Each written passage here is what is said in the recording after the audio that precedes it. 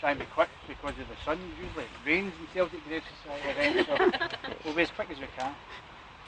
Welcome to Ayrshire Cemetery as we commemorate the final resting place of the great James Hay, captain of the original 6 in a row Celtic team from 1905 to 1910.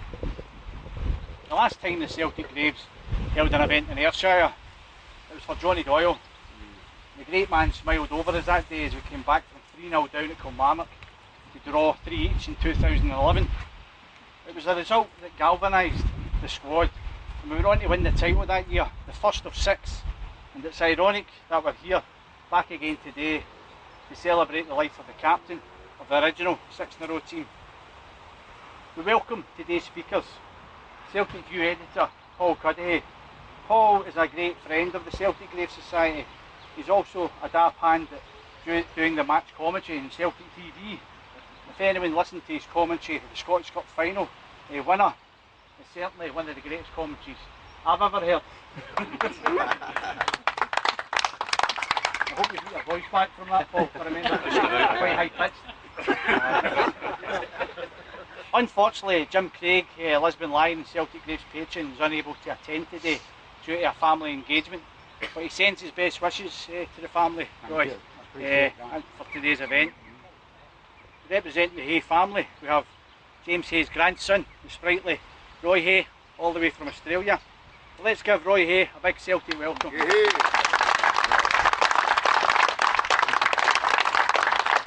Roy is the author of the book James Done Hay, which is not only the final word on the player himself, but a fantastic insight into the game, particularly in Ayrshire at the time.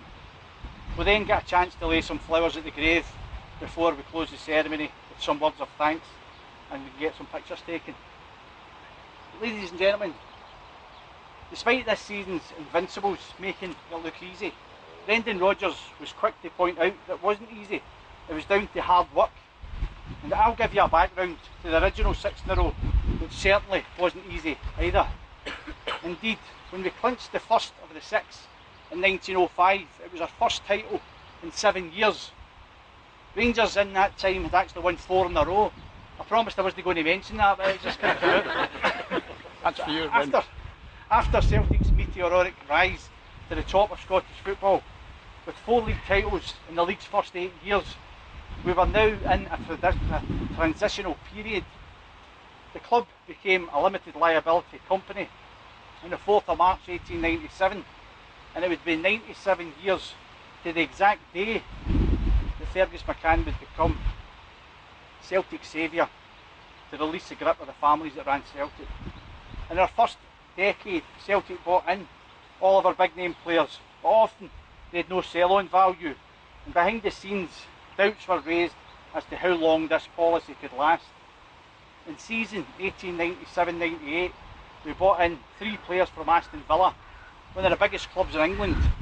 One of the Birmingham papers rued the day when it said, "When is this migration of Villa players to the crack Celtic club ever going to cease?"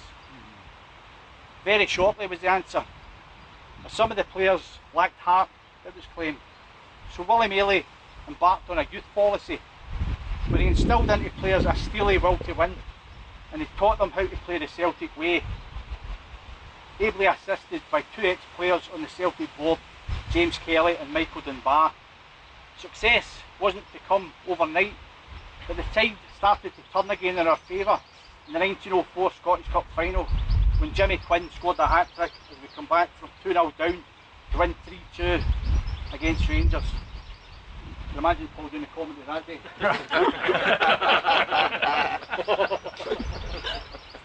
Willie Maley's mixture of youth and experience was starting to pay dividends, and at last it would soon herald the start of the most successful Celtic team, led by James Hay, up until the incredible Jock Stein era.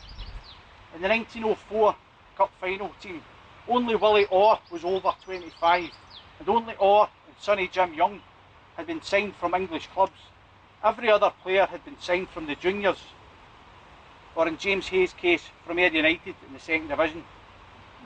Maley was known as a strict disciplinarian, and everyone knew where they stood with this quote: "The player who cannot conduct himself on and off the park has no peg for his suit at Celtic Park."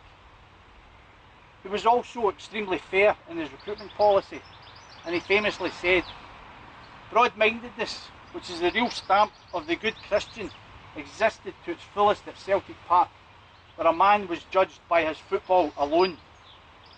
And there's a great story about that from the 1904 Scottish Cup final with Rangers, when Celtic's ace striker Alec Bennett, a well-known Rangers fan, was being tapped to sign for Rangers straight after the match.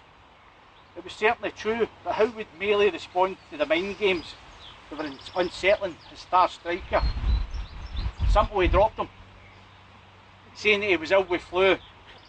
He moved Jimmy Quinn from left wing to centre forward, and Jimmy Quinn scored the hat-trick, a feat that wasn't matched in the Scottish Cup final until Dixie Dean's done it in 1972 in a 6-1 win over Hibs. In the next 6 years, everything came together for Celtic, and James Hay was at the centre of it all. Just as the omens were looking good, 3 weeks after the Scottish Cup final, Celtic Park was almost burned to the ground in a fire which destroyed the North Stand. It was then 3 years before we were given permission to rebuild the stand due to a wrangle with the council over who owned it, who owned a 1 metre stretch of Janefield Street. So the whole start of the 6th row great side, there was no stand on the north side of the ground because of a wrangle with the council. You couldn't make it up. But James Hay was a born leader, an organiser who formed one part of the great half-back lineup of Young, Loney and Hay. But I'll leave the last word with the Scotland keeper, Jimmy Brownlie, who summed up Jimmy Hay well. He was a real personality, broad-shouldered and deep-chested. His strongest feature was his positional play. He had the uncanny sense of anticipation, and he was the strongest of tacklers. A great captain, he had the power to urge on a team to better things when the run of the game wasn't going too well. His striking figure simply oozed domination, and what a quiet, shy fella he was away from the field. He is my greatest left half. A fitting tribute from the Scotland keeper. Thanks very much.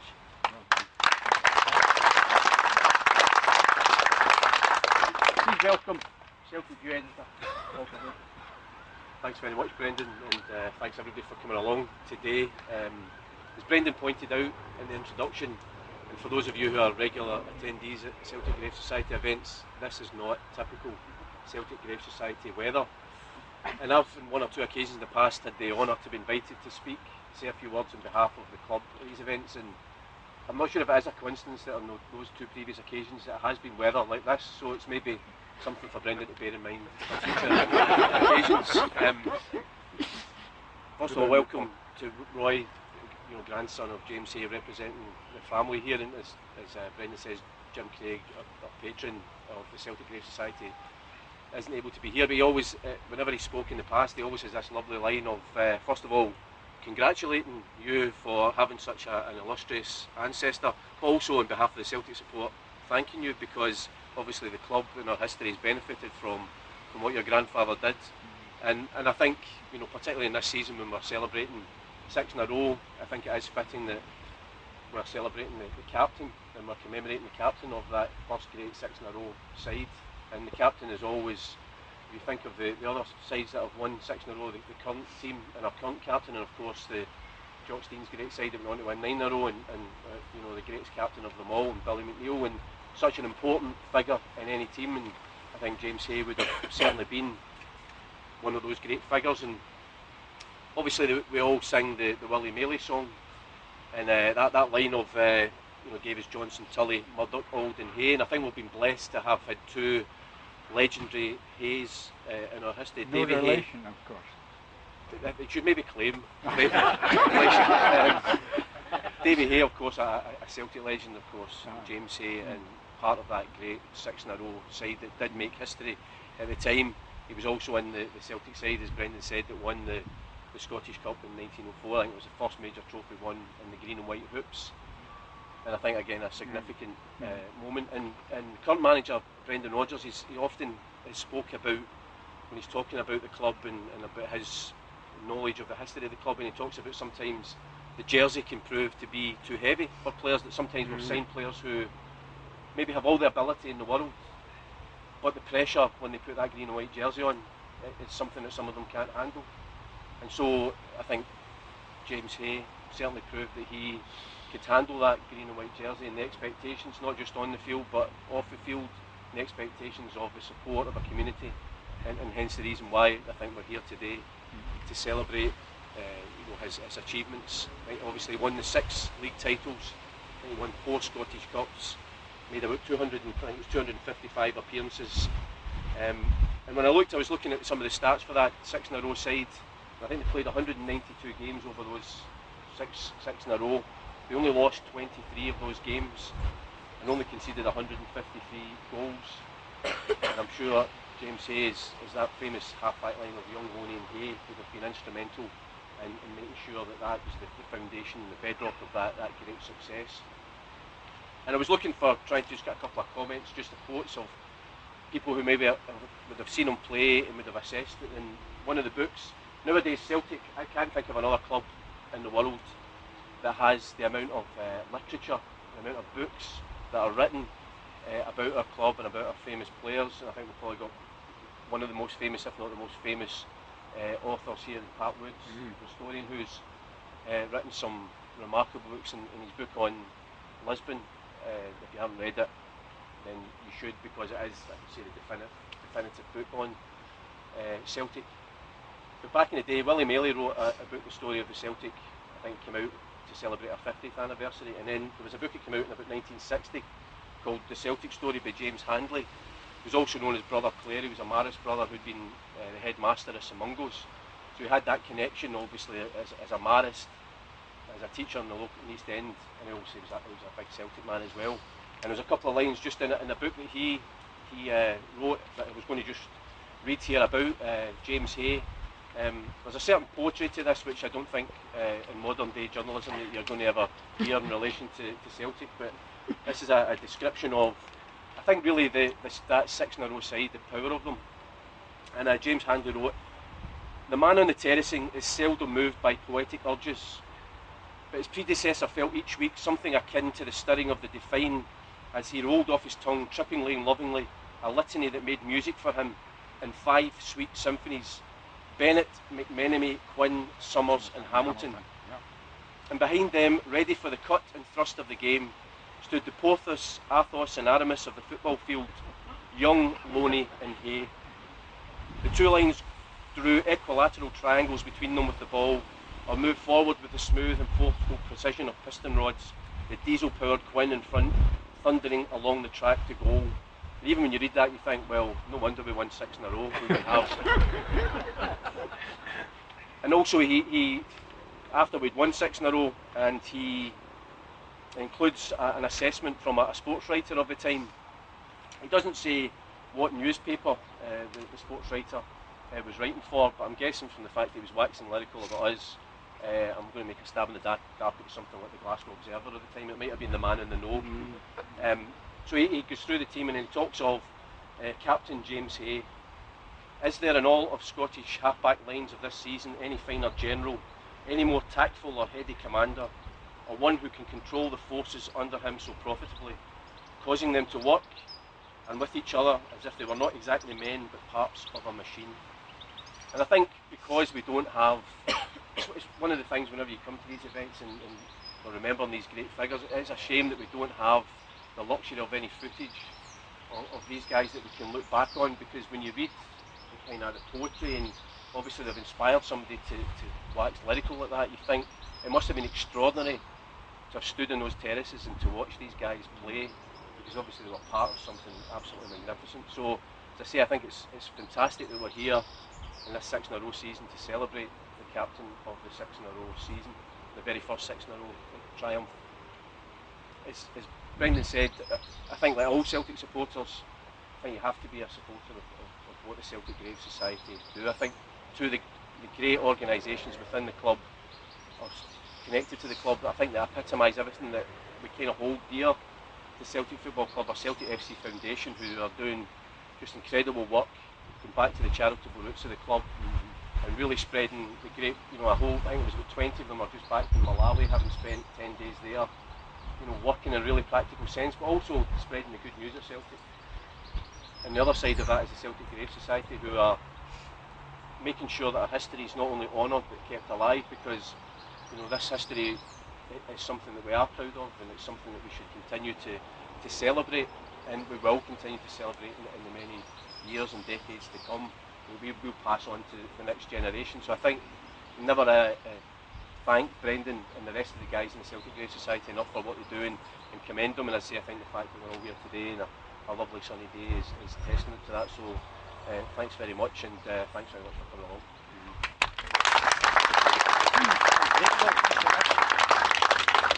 Roy, I'd like you to say a few words, please. All the way from Australia.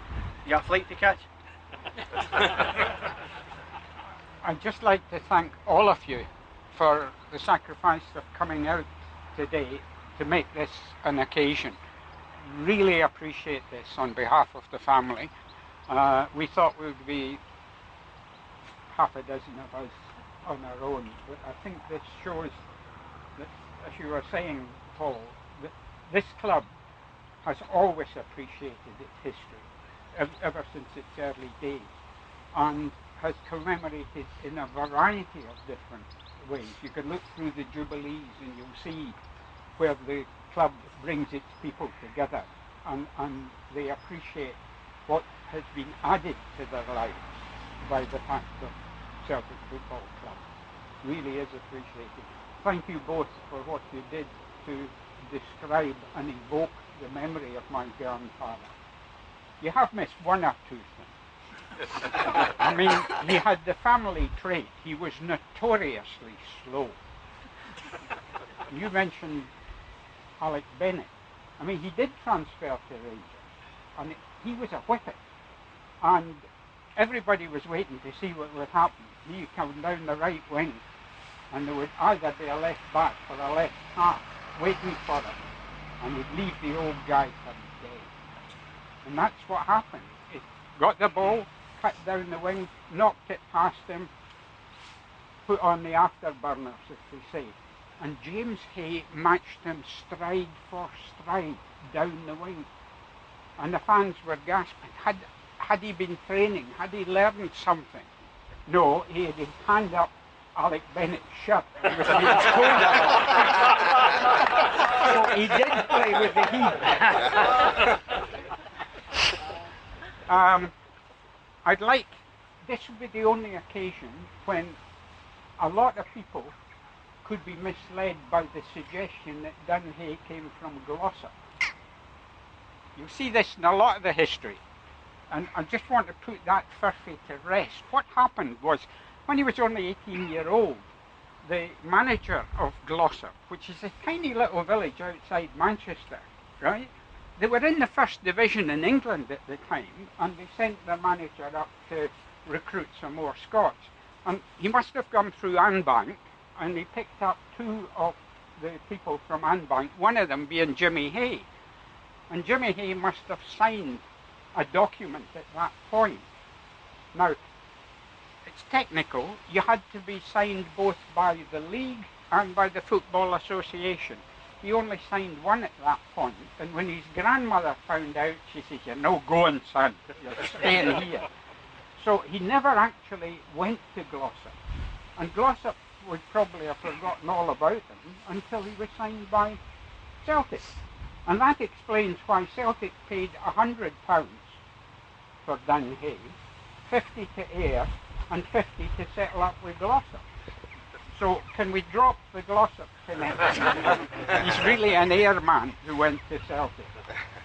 And the rest, of course, is history. He played with the Ayr club for only one season, and that was long before they joined with Ayr Parkhouse to form Ayr United.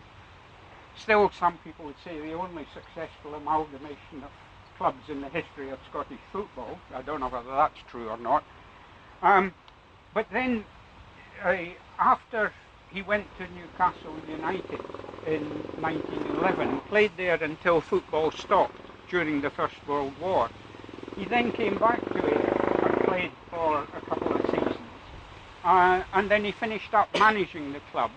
And we have been I've been staying last night in a pub which belonged to one Tom Steele, who was, among other things, the director there and the treasurer of the Scottish Football Association. And this cussed old fella accused him of trying to bribe a referee. And when it came to the tribunal, they said, Jimmy, you've got no evidence, you've got to apologise. You know? And he said, no, but so-and-so, asterisk, did it. And so they rubbed him out. And you wonder where I got my cussedness from? Anyway, thank you all for coming. I really appreciate this. I'm saying this on behalf of the extended Hay family. I'm meeting other extended members of the Hay family, John and his siblings and friends here. It's really been a wonderful occasion for us. Thank you all very much indeed. Now, I don't know who to... Can I give it to you, Brendan, on behalf? Would you believe there's a history of football in Australia, and there are two pieces of self-indulgence in this. One of them is a photograph of Dunhay in 1910 with the Scottish team playing against England in front of 100+ thousand at Hampden Park. A photograph used to contrast with the Scotland-England game that was being played in Melbourne that year, where the crowd was 6,000. And the other bit of self-indulgence is my son, because he could actually play football as well. So, thanks very much. Thanks to you. Spare copy of that, and a little thing on football and war that we did. So, thanks very much, Roy. Thank you all.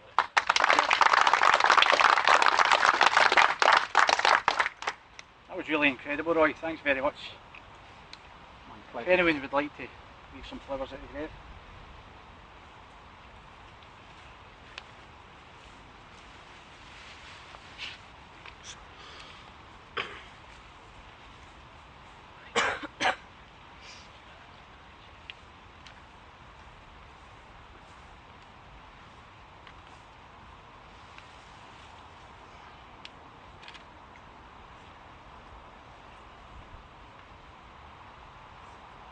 In closing, we'd just like to thank everyone for attending this special commemoration, especially to the family for giving us permission to hold this event. We'd also like to thank the people of Ayr, the people of Ayrshire, and the supporters of Ayr United Football Club as well. If there's any here.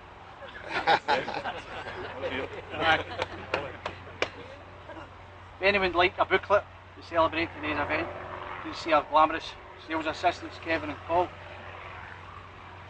The next ceremony in Ayrshire will hopefully be to celebrate Sonny Jim Young, who played alongside James Hay. He's buried in Kilmarnock, so we'd love to see you all there. Thanks very much.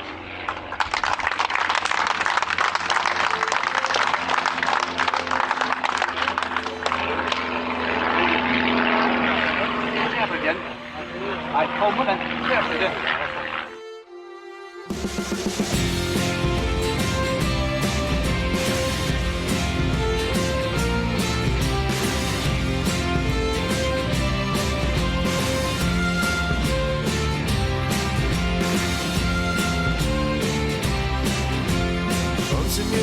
church down the Calvin Way. Brother Walter's plan was set in 1888. The club was born to feed the poor, and Celtic was his name, and that was Brother Walford's dream. God had given him the strength to fight for good and rights, and he has given us the team that plays in green and whites. From Irish shores to Scottish hearts and all that's in between, that was Brother Walford's dream. See no colour, we see no race nor creed, we stand together, that was Brother Walford's dream. I know he's looking down on us and smiles on what he sees, in this place called paradise, united in belief. Through the wind and through the rain and throughout history, we won't forget our brother's dream.